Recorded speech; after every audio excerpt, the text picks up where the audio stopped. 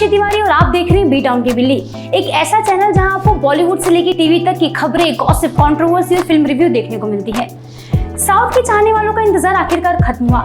Samantha की film Shakuntalam दुनिया भर में हिंदी के साथ साथ तेलुगु, तमिल, कन्नड़, मलयालम भाषाओं में रिलीज हो चुकी है।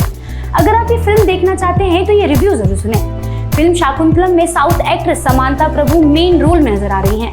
फिल्म यशोदा के बाद ये साउथ एक्ट्रेस की दूसरी वुमेन सेंट्रिक फिल्म है। इस फिल्म का डायरेक्शन और राइटिंग गुणशेखर ने किया है। समांथा की तरह ये फिल्म तेलुगु सुपरस्टार अल्लू अर्जुन के लिए भी खास है, क्योंकि उनकी बेटी अल्लू अराहा इस फिल्म में साउथ में अपना डेब्यू कर रही है।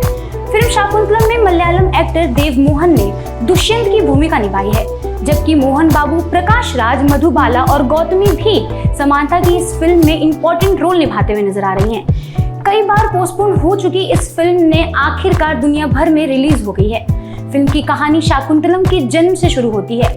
ऋषि विश्वामित्र की तपस्या भंग करने के लिए देवराज इंद्र अप्सरा मेनका को पृथ्वी लोक पर भेजते हैं। मेनका और विश्वामित्र एक दूसरे से मिलते हैं और उन्हें प्यार हो जाता है और इन दोनों की एक बेटी होती है जिसका नाम होता है शाकुंतला।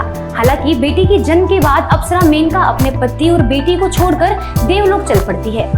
कण्व महर्षि शाकुंतला को अपनी गोद ली हुई बेटी के रूप में अपना लेते हैं। कण्व ऋषि के आश्रम में पली बड़ी शाकुंतला ने दुष्यंत को पहली नजर में प्यार हो जाता है। शाकुंतला के सौंदर्य पे फिदा दुष्यंत सबकी नजर से दूर उनसे गंधर्व विवाह करते हैं और दोनों तन मन से एक दूसरे के हो जाते हैं। वापस आकर सम्मान के साथ शाकुंतला को अपने राज्य में ले जाने का वादा करके दुष्यंत अपनी पत्नी से विदा तो लेता है, लेकिन वो वापस नहीं आता। अपनी बेटी को ऋषि कण्व दुष्यंत के पास भेजते हैं और दुष्यंत के ख्यालों में खोई हुई शाकुंतला को अपने क्रोध के लिए मशहूर दुर्वासा ऋषि यानी उनके पिता के श्राप का सामना करना पड़ता है। इस श्राप की वजह से अपने होने वाले बच्चे के साथ दुष्यंत के राज दरबार जा पहुंचती है। फिर शाकुंतला को उसका पति पहचानने से इनकार कर देता है। इतना ही नहीं, खुद के पति से शाकुंतला का अपमान होता है। पति से अपमान होने के बाद शाकुंतला कहाँ चली जाती है, किस तरह से उसका बेटा भरत अपने माता पिता से मिलता है और अपनी खुद की बेटी को बिना जाने श्राप देने के बाद दुर्वासा उनसे कौन सा वरदान देते हैं, ये दिलचस्प कहानी जानने के लिए आपको शाकुंतलम देखनी पड़ेगी। डायरेक्टर गुणशेखर ने ये पहले ही बोल दिया था कि ये कोई नई कहानी नहीं है, बल्कि ये फिल्म मशहूर कवि कालिदास द्वारा लिखी गई अभिज्ञान शकुंतलम पे आधारित है। मशहूर कवि कालिदास द्वारा लिखित महाकाव्य अभिज्ञान शकुंतलम पर आधारित है। गुणशेखर ने ये कहानी आज के ऑडियंस की पसंद के हिसाब से पेश की है। यही वजह है कि इसे फिल्माते हुए आश्रम हो या बड़े पर्दे पे नजर आने वाले राजमहल, हिमालय जैसी जगह या फिर स्वर्ग, इन सभी को बड़ी खूबसूरती से दिखाया गया है। गुणशेखर ने उनकी टेक्निकल सेटिंग और कंप्यूटर ग्राफिक्स के लिए जाने जाते हैं। इस फिल्म में भी एक जानी पहचानी कहानी को उन्होंने खूबसूरत लोकेशन को अपने एक्सपीरियंस से और खूबसूरत बनाने की कोशिश की है और वो उसमें सफल हुए हैं।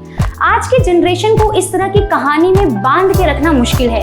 3D इफेक्ट की वजह से ये फिल्म देखने का अलग ही मजा है। हालांकि शाकुंतलम और दुष्यंत के रोमांस के बावजूद फिल्म इंटरवल से पहले बोरिंग लगने लगती है, लेकिन दूसरे भाग में कहानी कई सारे ट्विस्ट से आगे बढ़ती है।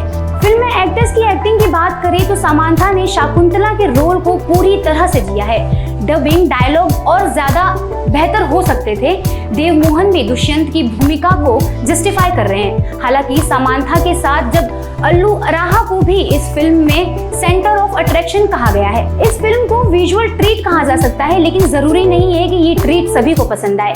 ये था हमारा रिव्यू। अब इस रिव्यू को देखने के बाद आप फिल्म देखने जाएंगे कि नहीं, हमें कमेंट सेक्शन में जरूर बताएं।